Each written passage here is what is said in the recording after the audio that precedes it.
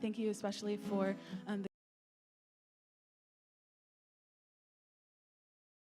touch our hearts and help us to listen and hear about what you are doing for your kingdom in the nations and around the world and even on this campus.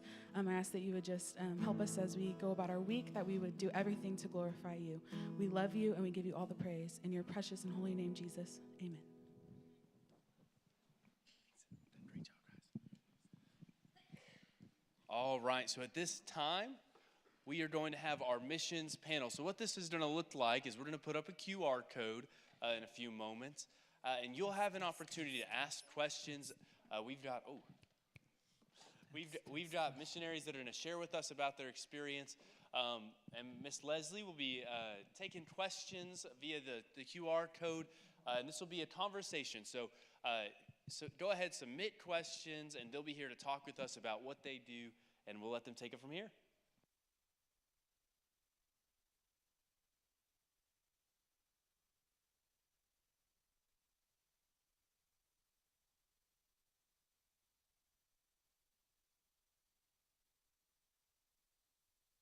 What about now? There we go. Perfect. Okay. Hey, guys, it's been so great to be here with you guys this week.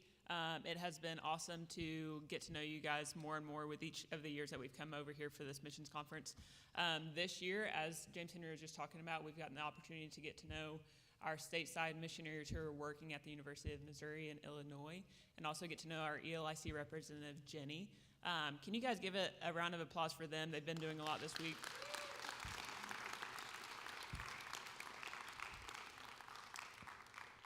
So like James Henry said, if you scan the QR code, I've got the list of questions here, and I'll be going through those. But as we're getting started, just so that you guys can get to know them a little bit more, Jenny, do you mind? We'll just go down the line this way. If you could tell them a little bit about yourself and a little bit about ELIC and your ministries.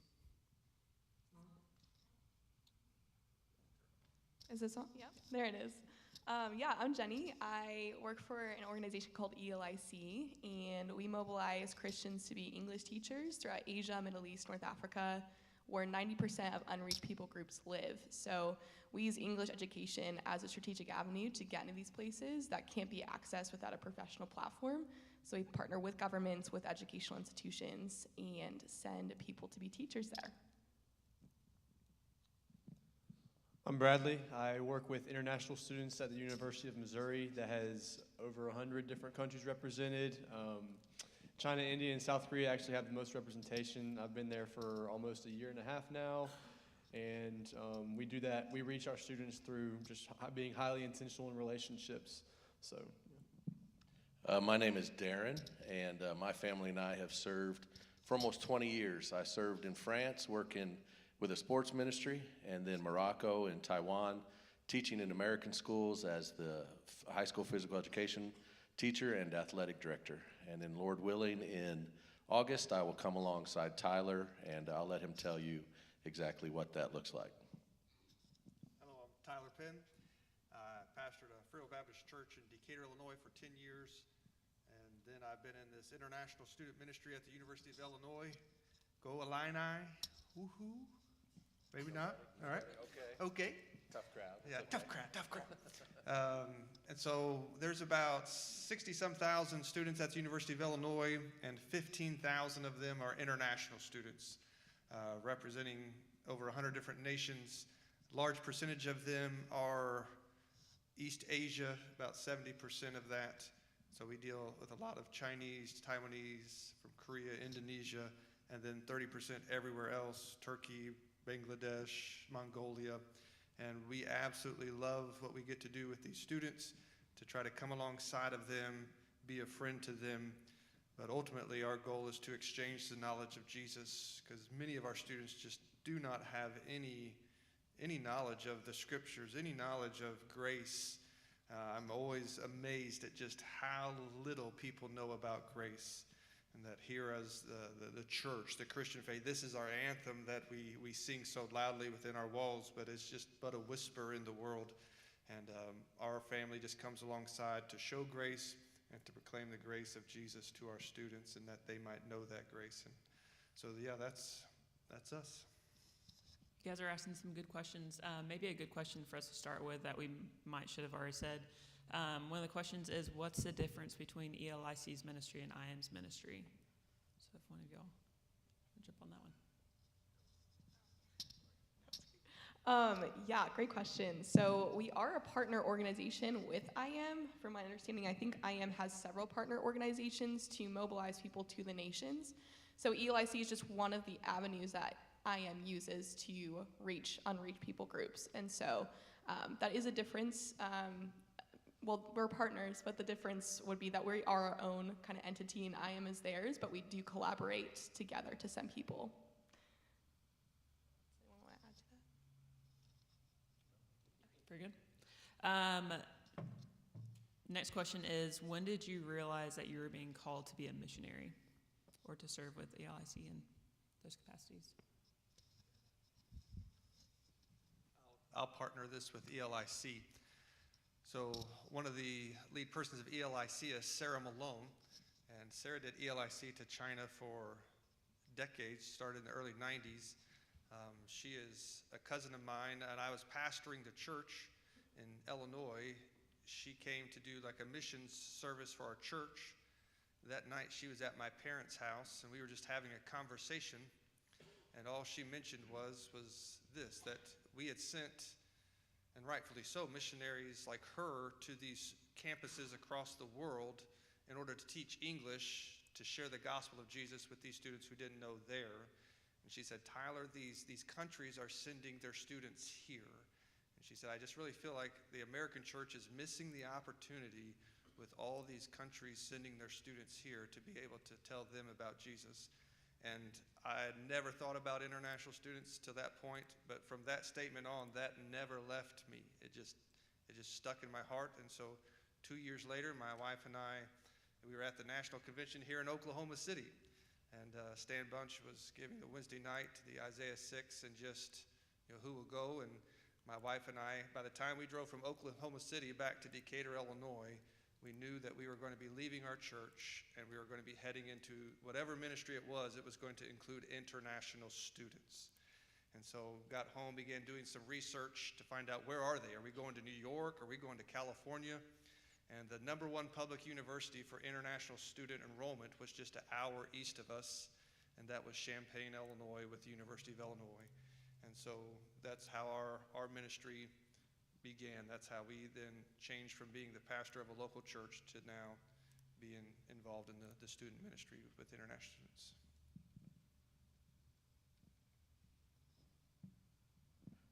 For me and my family, I knew the call when I was in college. However, I fought it.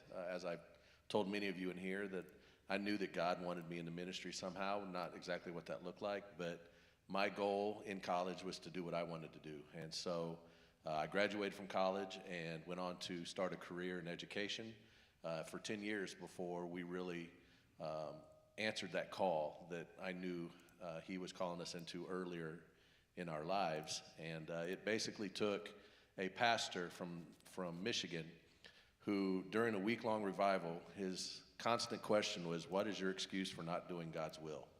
And when you really analyze that question, a lot of times the response for me was my own desire. And a lot of times, in order for us to do God's will, we have to put our desires to the side. And even though we may do that, it's incredible how God works in our lives and brings those desires at times back into our ministry. And so that's how I knew that we were supposed to be, or answer the call. For me, I would say it was a combination of the right people being in the right place at the right time for me in my life, and also with the different experiences I've had to travel. I've been able to travel to Cuba and to Japan and stayed on different Native American Indian reservations here in the country, which is literally like a different country within our country. But through those experiences, I just started to learn. I started to learn about myself that I had this brokenness for people that did not know Jesus, and the very fact that there's more people that don't know Jesus than there are that do in this world, something that I grew up familiar with in my life, really broke my heart. And in that moment, I was like, I wanted to be part of the solution to the problem in this world. And I think that's whenever God started working my heart, and other people started seeing that in my heart and speaking into my life, that I wanted to do, that kind of led me to international student ministry, where I am at today. Yeah, I would have to agree with a lot of what they said, and just in terms of realizing after going overseas myself that I am in such a place of privilege to know Jesus, and so many people don't have that privilege in the world. And I think it starts with curiosity. Like for me, when I was in high school, I went to Turkey for a month, and that was a place where I think curiosity was just brewing inside of me, where I really wanted to know, what the Middle East was really like, and a lot of my assumptions were challenged when I went there, and so I think I wanted to keep learning about people groups there, and I think that curiosity is what drove me to be really passionate about missions there. It's just like asking those questions, like, is the Middle East really what the news portrays? And I want to learn more about that and honor people groups well, and so I think that's where it started for me, is just having that opportunity to actually get outside my comfortable world here, where we have so much convenience and comfort, and I think actually that can be really stifling to spiritual growth sometimes. When you get out of that, it's when you actually realize, wow, like it's really spiritually forming to go to other places. So those are awesome answers. Some of the questions that they've been asking a couple of times on here, you guys were called to missions, and you felt that calling pretty clearly for some of you, of being that change and seeing what, but what does that look like? What did that look like in your spouses' lives? Was that calling the same, or was it something that, you can speak to that if you want to. For me, my wife and I had been praying. I said it earlier today that we had jobs for 10 years. We had a brand new home, brand new cars, and thought we were living the American life. And we just didn't feel like we were being answering the call to the Great Commission. And so we, as a couple, started praying. And it was funny because the night that I answered the call to go into the ministry, we had been talking about it, but I went up to the altar, prayed with my pastor, and he said, we're going to hold you accountable. So after you get done, we want you to announce that call to the congregation. But I hadn't told my wife yet. And so I stood up in front of the congregation and said, I've answered the call in the ministry. I feel like we need to move to Nashville. And I knew right there that we were going to have an incredible conversation on the way home. And it wasn't heated, but it was definitely, hey, you need to let me know these things. And so, but all along she knew that that's what we were supposed to do. And so, yeah, she was right along there. And she has been just an incredible helpmate. And whenever we feel the Lord stirring in our hearts, she is immediately one to come alongside me and pray with me and pray as a couple, and we both just say, okay, Lord, wherever you want us to go, that's where we'll go. So my wife and I, we had many communications with each other concerning where we were heading into this international student ministry. So it wasn't too big of a change, just in the sense of going from like pastor's wife. She's an incredible photographer. She was running her own, still is running her own photography business, and just transferring into the ministry we're doing now. Because we are still in Illinois, like in the sense of, for us, being international missions didn't include the culture change, the leaving the country, the leaving so much of what those missionaries have to go through.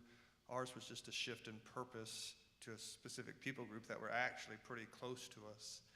And we just found such contentment. I can't explain the satisfaction that we have as a family of we're just going to live life playing this little niche in the kingdom of God, that we're going to love these international students. We're going to have them in our home. They're going to be around our table for Thanksgiving, and we're just going to try to be their friend. They're going to play with our kids, have a great time, and we're just going to try to show them Jesus and tell them about Jesus. And we're just going to do that over and over and over again. And so, yeah, she's a huge part of our ministry, and her work's about to pick up, because she'll prepare all the Thanksgiving meal, and that's all coming. Her and Pioneer Women are like this, and so we're looking forward to that. Very cool. maybe just give these students a snapshot of what your day-to-day looks like. Jenny, feel free to talk about either stateside or overseas as well. So what does your day-to-day look like? Yeah, so I think for right now, I'm a mobilizer, so I work in Colorado at our headquarters. So I guess for me, the mission field looks like, campuses like here or the conferences I go to, and just getting people really excited about missions. But yeah, my day-to-day just looks like talking to students like you, learning about your story, talking about what God is stirring in your heart for the next season of your life. That's my favorite part of my job and what I get to do now. Missions overseas, I can speak from my own experiences overseas. I think sometimes missions can be really romanticized, like it can be kind of perceived in like a wanderlust kind of way, and a lot of the time it can actually be really hard. There's really great places that we work. There's amazing beauty to experience, but also seeing someone come to Christ can, especially in the places we work, takes a long time. It takes a lot of just building relationship and trust with that person, and I think that in itself is beautiful, but it definitely is not something we're used to all the time, and so it can be hard in that way where we're going to really dark places. And so I know from the stories I read from our teachers, day-to-day looks like getting to be in the classroom, teaching students for about 20 hours a week, and forming relationships with colleagues, neighbors, and students. And a lot of our teachers will invite those that they've become friends with to game nights, Bible studies in homes, that sort of thing. And so they're just building community right where they are. That part doesn't look different from here, right? We got our own circles, our own communities that we spend time with, and they're doing the same thing overseas, just in a different context, a different culture. So our teachers are seeing God work in really cool ways, but sometimes it's imperceptible. They have to look for it a little bit harder. And yeah, our teachers feel so fulfilled getting to do what they do overseas. Since, I personally believe that building a relationship takes a lot of serving people, and that's something that we do on a daily basis, and we make ourselves available to students through different areas like English conversation. That's the prevailing need for international students in all of our contexts, so we all try our best to meet them where they are in that area. And then I do driving lessons 5 times a week with international students, so that's Monday, Wednesday, Friday, 2 times on Friday and a Saturday. And then we also to be a friend to an international student is a huge deal too, and that there's a lot that goes into that, whether it's meeting a student on campus, being flexible to meet them where they are, things like that. Yeah, and preparing for English conversational group on Tuesday nights, which consumes a lot of my week and a lot of my time too. So for the past 10 years as a high school athletic director and teacher, my day looked a lot like it would in the United States here. And so being the athletic director, I was always required to coach at least one sport. And so it would involve either practice or setting up for a game, and then after the games I would tear down. And so my job basically went from 7 o'clock in the morning till 9 o'clock at night. And you could see how that would get really difficult at times. But my job here now basically is going around and raising support in order that so that we can get to University of Champaign. And so for the past, since the end of August, my wife and I have traveled almost 20,000 miles going around the United States and having services in churches with the goal of getting to Champaign by the August of 2025. So yeah, for me, it's just going to campus and having conversation groups. And so it's like, like for tomorrow, for example, normally I'd be at 9:30 there at the Craner Arts Center, be having Bible study with Irina, a Russian physicist who's doing visiting research here at the University of Illinois with her and her husband, her and Edward. So if you have a desire to have conversations about electron entanglement or the ribbon theory of time, I have absolutely no idea, so don't ask me. But we have those conversations, and also we're studying the book of Acts. It's my favorite hour, and about 2 hours out of the week. I cannot tell you the joy of being able to go through the scriptures with people who've never gone through the scriptures before. The questions you get are so just, they make you think of your faith, so for example, this summer, John 1:1, in the beginning was the Word, and the Word was with God, and the Word was what? And the Word was God.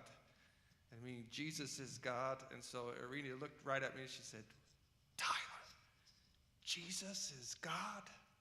And my initial thought was, I thought we were already there, Irina, but I guess we don't have that yet. And so it's just going through now, how do you teach such an amazing concept that just is, what's so natural to me, so beautiful to me, is just so crazy to her. Like, how can that be? And so we work through those things with our students, and then we just have some regular conversation groups talking about food, travel, just life. And then Thursday nights we have English Corner, that's American culture, that's 50 international students gathering. So yeah, that's American restaurants, tipping, American football. They have no clue what American football is. So I get my kids' Legos out, I build a team. You know, it's kind of the black and gold versus orange and blue, and the orange and blue crush the black. No, sorry, Brad. And but it's just a fun time of just explaining American culture, and that's Thursday nights. And then Fridays, again, conversation groups. We do lunch conversation, and so that's pho, ramen, Chinese noodles. We have it all. Vietnam, Vietnamese food, Thailand food. Love Korean. That's my favorite food of all time. And so it's just going to try these different places on campus. And then weekends is usually events with the students, corn maze, at our house, orchard, or I'm traveling to a church somewhere to then speak on Sunday mornings about our ministry. We're close to being fundraised. We're just about 10% from being fully funded. And so yeah, that's kind of what a normal day-to-day looks like for me. I love it. So you've given them a snapshot into your ministry, explained the difference between ELIC and IM, your calling, your spouse's calling, what these things look like. A couple of questions on here, and Tyler, you kind of just touched on this, is what's the best food that you've had with your students? So. I love Indian food now. We have a lot of Indian friends, and they cook for us all the time. And every time we have like an international night, they treat it like a potluck, and they just bring their favorite dish, and it's amazing. So I love Indian food. Yeah, not the spicy though. They have to spice it down for me, but yeah. So for me, the best meal I've had on campus was in our conversation group. Jakun took us to Taste of Szechuan. That's a Chinese restaurant, and we had Peking duck, and that is with then duck soup, and man, that was so good. And then we had like beef and cilantro as another entree. And so yeah, that roasted duck wrapped in the little lettuce with the sauce, and good stuff. Mine is Szechuan-style Chinese food also, and also the pork xiaolongbao, which is like a dumpling, hot steamed dumpling with the juice inside of it. Jen, you got anything? Yeah. Yeah, one of my favorite dishes I had in Lebanon, it's called menouche. Sometimes you'll hear menish, and it's basically bread with za'atar, which is a very unique Middle Eastern spice. Has like thyme and that sort of thing in it, and then vegetables with this special cheese, and they like bake it, and it's just so good. I know it sounds so basic, but it's so good. It's comfort food. I love it. Darren, this one is directed towards you, and you've talked about this in a few of your classes a little bit. You've talked about sports ministry in France, sports ministry in Taiwan, and what that looks like coming back to the States. One of the questions is, in sports ministry, how did you bring God into sports and make it a comfortable relationship for everyone? Man, that's a good question. When you think of sports and you think of how Christianity goes with that, sportsmanship is a huge one, especially right now in the United States. You watch videos of parents that are out of control and going after refs, and students going after refs, and it's just teaching them how to be competitive, but not letting that competition control you. A lot of times we get to the point, and I'm even very competitive, I don't think of the situation that I'm in, and so I get so competitive that I sort of like let it control me. And that's one of the things that I would try to teach my students, is that you win graciously, but you also lose graciously. And no matter where we are a representation of Christ, and people that may not know Christ can see how we're acting, and then they find out that we are a representation, and that sort of skews their view of Christianity. So, when we look at sportsmanship and how that relates to Christianity, it's just trying to portray Jesus through your play. And you can still be competitive, but not letting that control you. Absolutely. Go for it. I was just going to ask, so Leslie, how gracious of a loser was Darren when you and my wife beat him at cornhole this fall? We won't talk about that. He exemplified everything that he just talked about to a certain extent. She can play cornhole, so if any got cornhole players, she's a ringer right here. It's my only skill. Okay, so we have some of these students who have signed up for CMP, some of them who have signed up for other missions trips, and some who are just trying to figure out what does it look like to go into unknown circumstances, and you guys understand what that looks like. So do you have any advice for them if they're going on their first missions trip, or they're kind of going into a phase of unknown, whether that be after graduation or maybe next semester of what to do? So I think with what happens when you think about the unknown is like this fear falls on you, and rather than seeing as the unknown as like a fearful thing and being just afraid of what you don't know is going to happen to you, let's see it as like a growth opportunity for you, and let it stretch you, and just knowing that God has equipped you more than you think you're capable of. He's going to be with you through those uncomfortable times, no matter what it is. So don't let those unknown factors stop you from doing what you know the Lord is calling you to. absolutely. Tyler, this one might be directed to you just from a few statements in some of your classes, but how do you be a missionary as an extreme introvert? That is a good question. So for me, I operate in a structure.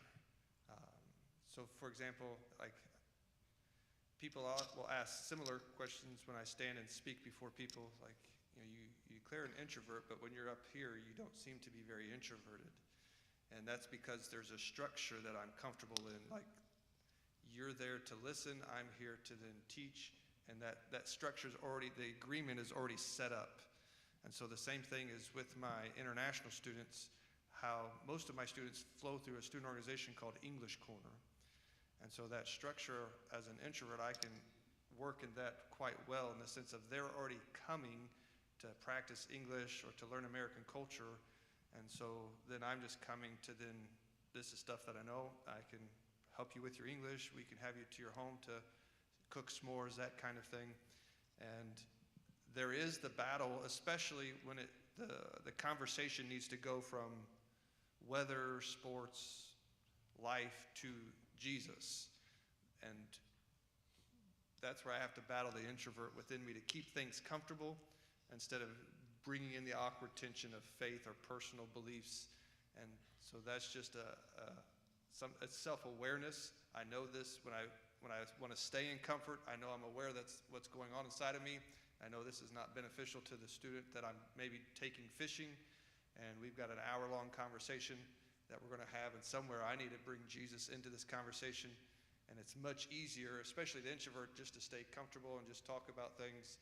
But somewhere I've got to cross the line and get to Jesus. And so there is some of that, be brave, be courageous, and fight through the sweaty palms, the butterflies, let's see where this goes, and just go into the conversation. But as an introvert, I operate in a structure of where the agreements of etiquette are already met. Like, I'm not like walking around on campus being like, hey, I'm Tyler, can I introduce you? That doesn't work for me. They come to English Corner, I meet them there. There's sign-ups for conversation groups. They sign up, I lead conversations, I then invite to my house, to our family. It's all within that structure of comfort that I can operate in that much better than just going out and meeting complete strangers, just cold shoulder kind of stuff. Absolutely. Kind of leading from your strengths kind of thing. So this is probably next to the last question. What's your favorite story to tell whenever you're talking about where you serve or where ELIC serves? So this is going to blow your minds. The Taliban in Afghanistan came knocking on ELIC's door 2 summers ago, wanting us to send teachers. And we started by doing online English courses, which is normally what we start with before we go into places. And so we created online English courses for women to take, because when the Taliban took over Afghanistan, women are basically shut off from outside life. They stay home, they don't have access to education or anything. It's the hardest place in the world to be a woman.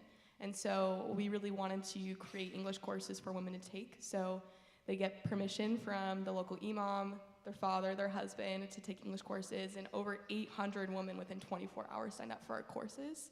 And we've been doing that for 2 years, and then we just started sending some short-term teams with our staff to Afghanistan to teach Taliban officials and government officials English. And so we actually have a team right now in Afghanistan, if you want to be praying for them, that are there short-term just to test that out before Afghanistan creates long-term teaching positions. So we're going to roll that out next fall. We're going to have some of our current teachers in other countries invite them to come to Afghanistan. You have to be a male to be a teacher there, as you can probably expect. But some of my favorite stories from these short-term trips in the last 2 months have been how impacted these officials were by the level of peace and joy that our teachers carried with them. They would comment on it all the time, say, I feel so at peace when I'm with you. And it's cool to already see that fruit, that they see Jesus. They just don't necessarily know it's Jesus, but they're seeing it in our teachers. And it's insane that God has just opened this opportunity to actually have a relationship between Christians and Taliban officials. And so we're just praying that God will work in those relationships and that he will reveal himself to them. Throughout the Middle East, Jesus has already been showing up in dreams and visions for so many people, and that's how Muslims are coming to know the Lord, is through dreams and visions. And so God is on the move in these places, in these really spiritual dark places, but all he needs is your yes to serve in some of these places to then really, really work and move.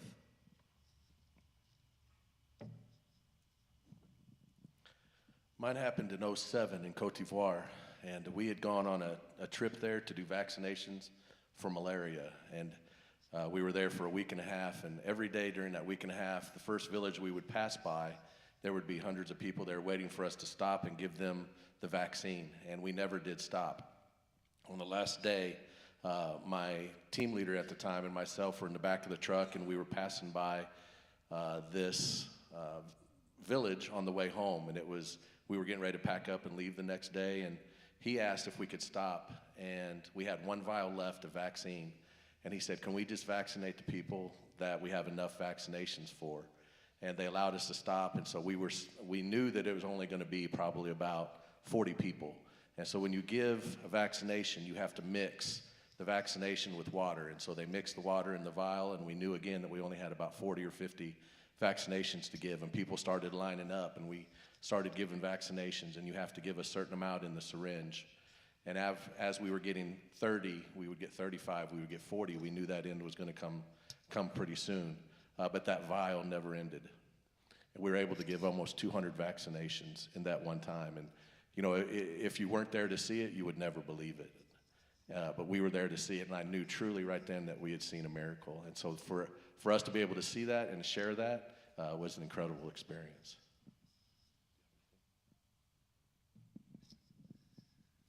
So, repeat my favorite story concerning our ministry. So my favorite story is about Akshay.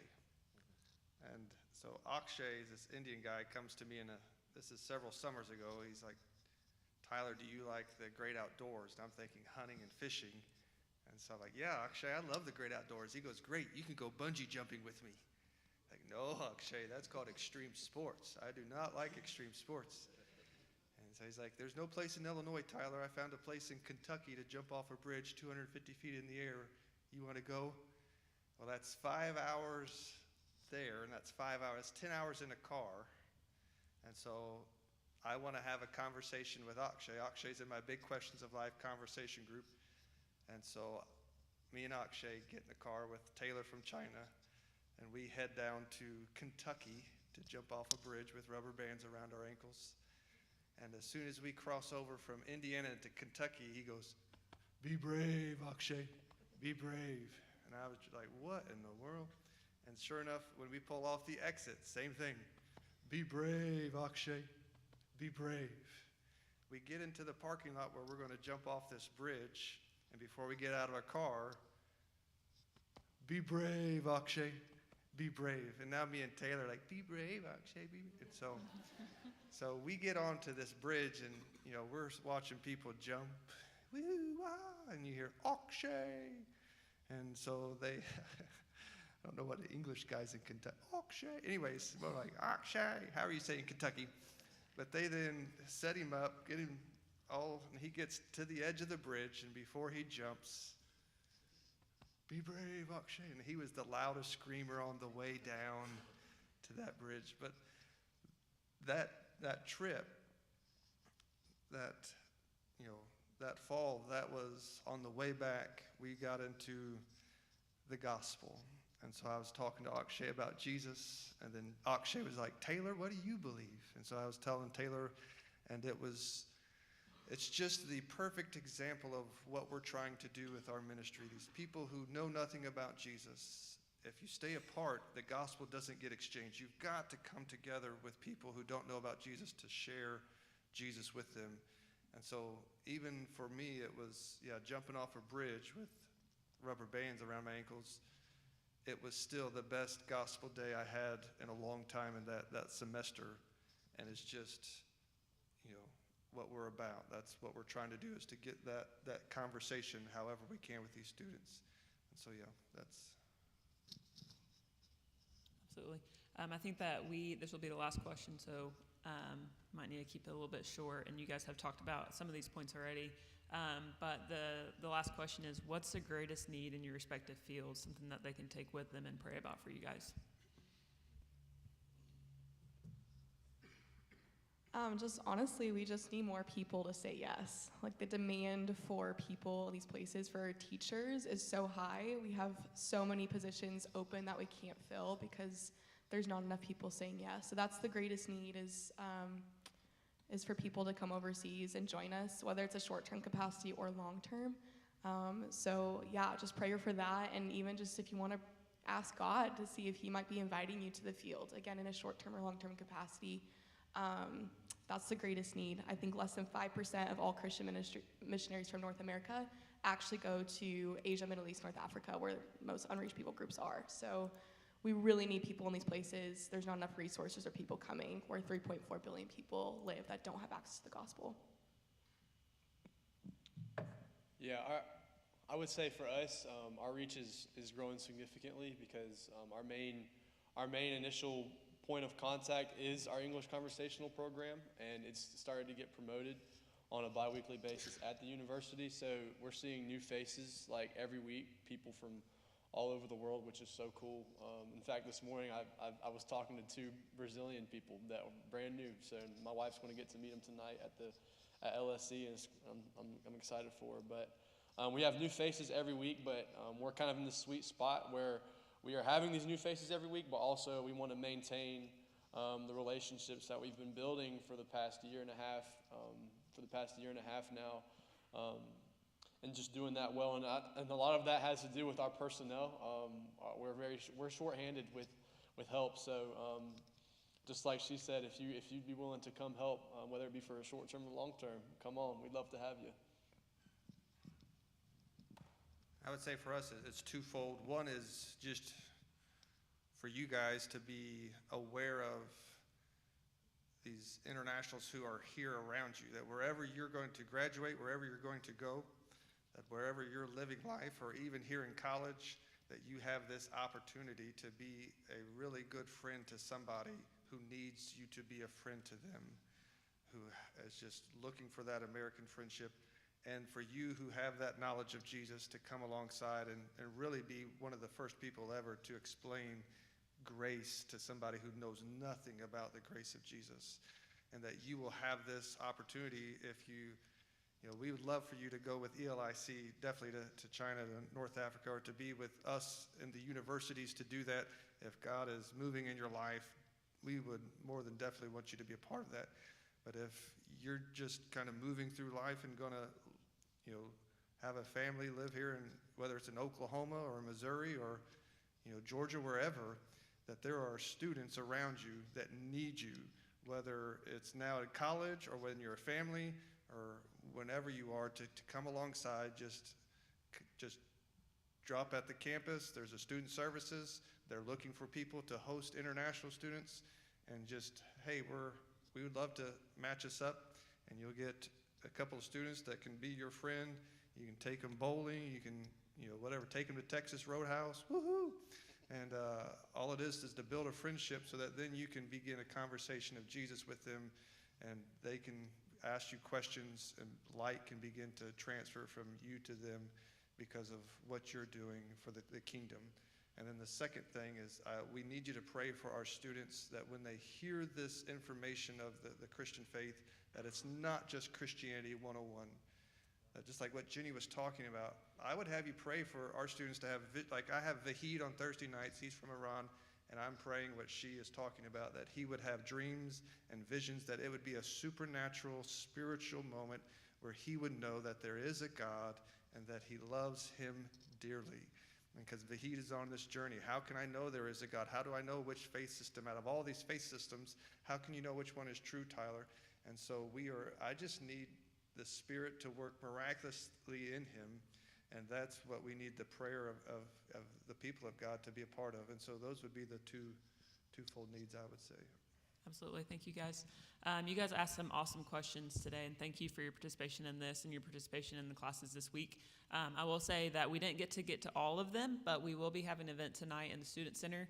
Some of the questions that were asked here were, what are next steps? If we want to apply an on-campus ministry, or if I want to apply for ELIC, what does that look like? They're actually going to be highlighting one of their ministries tonight in the Student Center at 6:30. Just walking through games. If you guys want to replicate this on campus, or if you guys want to replicate this maybe at OU or different surrounding churches or colleges, then they're going to give you some next steps. And it's also, we just love to talk to you guys and to get to know you guys. So feel free to come out tonight at 6:30, and then we'll be here until tomorrow night as well.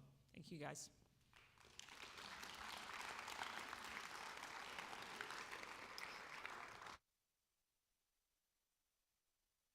Thank you guys for coming and being part of our panel.